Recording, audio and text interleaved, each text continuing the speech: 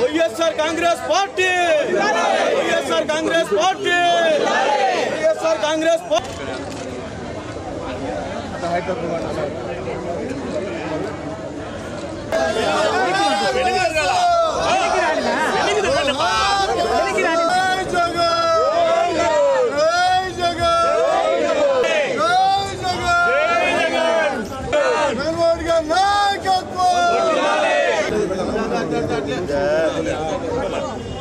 రంభంలో తగాల జై జగన్ జై జగన్ జై జగన్ జై జగన్ వైఎస్ఆర్ కసిబే జై జగన్ నాయకత్వం వదలాలి నాయకత్వం వదలాలి జగన్ జోహార్ వైఎస్ఆర్ పెట్టోటా ప్లీజ్ ఫోటో బా ప్లీజ్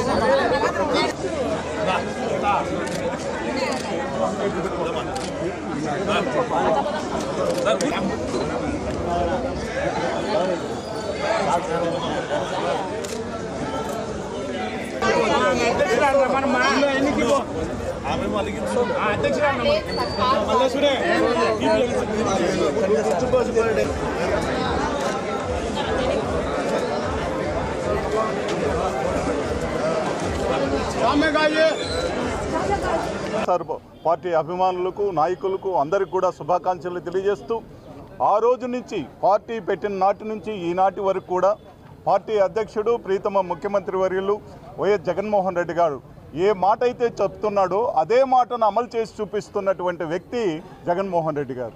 ఈరోజు చూడండి, అధికారంలోకి వచ్చిన తర్వాత ఒక 2 ఏళ్ళు కరోనా పోయినా తర్వాత 3 ఏళ్ల కాలంలో కేవలం 3 సంవత్సరాల కాలంలో నవరత్నాలు అనేటటువంటి పథకాలను మేనిఫెస్టోని పెట్టిన తర్వాత అదే ఖురాన్గా భావించి, అదే బైబిల్గా భావించి, అదే భగవద్గీతగా భావించి ఆయన చేస్తున్నటువంటి ఒక న్యాయం ప్రజలందరికీ కూడా చెప్పిన మాట కట్టుబడాలనేటటువంటి ఉద్దేశంతో దాదాపు 99% హామీలన్నీ కూడా నెరవేర్చడం జరిగింది. నెరవేర్చడం కాదు, ఈరోజు జగన్మోహన్ రెడ్డి ఏం చేసినాడు అంటే చెప్పేదానికి కొన్ని వందల పథకాలన్నీ కూడా గుర్తొస్తున్నాయి.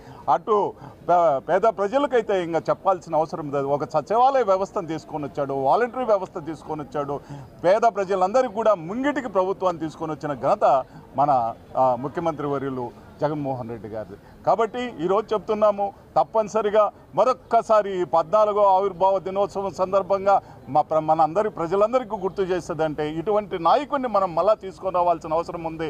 తప్పనిసరిగా 175 స్థానాలకు 175 స్థానాలు గెలిపించి, అలాగే కడపలో జరుగుతున్నటువంటి అభివృద్ధి కానీ, రాష్ట్రంలో జరుగుతున్నటువంటి అభివృద్ధిని కానీ మనం చూసినట్లయితే ఆ 14 సంవత్సరాలు చేయలేనటువంటి అభివృద్ధి ఈ 3 సంవత్సరాల్లోనే బ్రహ్మాండంగా జరిగిందని మీకు అందరికీ కూడా తెలియజేస్తూ, రాబోయేటటువంటి ఎలక్షన్లో వైఎస్ అవినాష్ రెడ్డి గారిని అలాగే అంజాద్ బాషా గారిని కడప నియోజకవర్గంలో పార్లమెంటులో అవినాష్ రెడ్డి గారిని తప్పనిసరిగా అత్యధిక మెజార్టీతో గెలిపించవలసిందిగా అందరినీ సవినయంగా కోరుకుంటూ సెలవు తీసుకుంటాం. జై జగన్. పార్టీ ఉద్యమాలతో పుట్టిన పార్టీ వైఎస్ఆర్ కాంగ్రెస్ పార్టీ,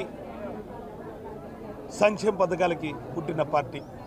రాష్ట్రంలో ఆ సంక్షేమ పథకాల వల్లనే ఆయన ఇంప్లిమెంట్ చేసిన బలహీన బడుగు వర్గాల ఫీజు రియంబర్స్మెంట్తో ఎంతోమంది లక్షలాది మంది చదువుకొని నిరుద్యోగ యువత ఈరోజు ఇతర దేశాల్లో ఉద్యోగాలు చేసుకున్నా అంటే ఆ మహానేత పుణ్యమని చెప్పేసి వాళ్ళందరూ ఆలోచన.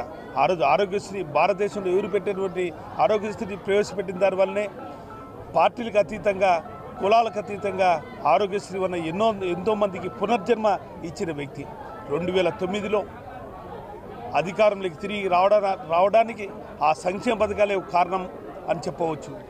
ఆ రోజు భారతదేశంలోనే 29 రాష్ట్రాల్లో అత్యధిక స్థానాలు, పార్లమెంట్ స్థానాలు 33 పార్లమెంట్ స్థానాలు రాష్ట్రం ఇచ్చిన వ్యక్తి రాజశేఖర రెడ్డి గారికి దక్కుతుంది. ఆ రోజు అధికారంలోకి వచ్చిందంటే కాంగ్రెస్ పార్టీ, ఆంధ్ర రాష్ట్రంతోనే కేంద్రంలో కాంగ్రెస్ పార్టీ అధికారం వచ్చింది. రాజశేఖర రెడ్డి గారి మరణం తర్వాత ఈ రాష్ట్రంలో సంక్షేమ పథకాలు ప్రవేశపెట్టలేదనే, ఆ ఇంప్లిమెంట్ జరగడం లేదనే వైఎస్ఆర్ కాంగ్రెస్ పార్టీ పుట్టిన పార్టీ వైఎస్ఆర్ కాంగ్రెస్ పార్టీ.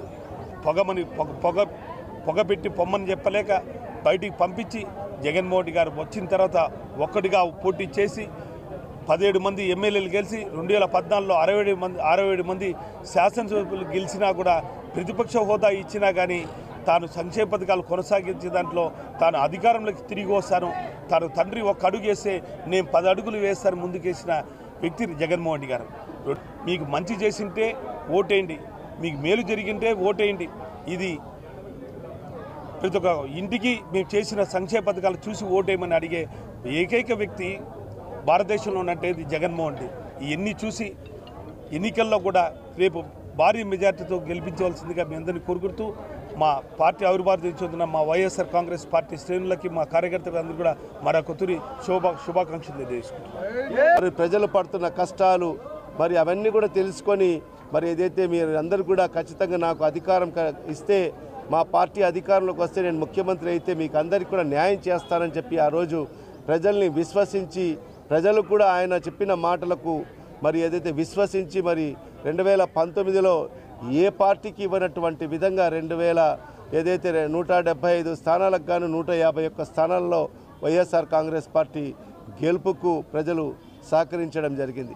మరి తదనుగుణం మనం చూసాం ఆయన ముఖ్యమంత్రి అయిన తర్వాత ఒక ప్రజా సంక్షేమ పాలన ఏ విధంగా ఉంటుంది అని చెప్పి ఈరోజు అన్ని వర్గాలకు కులాలకు అతీతంగా మతాలకు అతీతంగా వర్గాలకు అతీతంగా పార్టీలకు అతీతంగా కూడా ఈరోజు సంక్షేమ పథకాలు అందిస్తూ మరి గతంలో ఎవరు కూడా చేయనటువంటి విధంగా అనేక సంస్కరణలు తీసుకొచ్చి మరి ఈరోజు వ్యవసాయ రంగంలో అయితేమి విద్యారంగంలో అయితేమి మరి అదేవిధంగా వైద్య రంగంలో సమూలమైన మార్పులు తీసుకొచ్చి ప్రతి పేదవాడి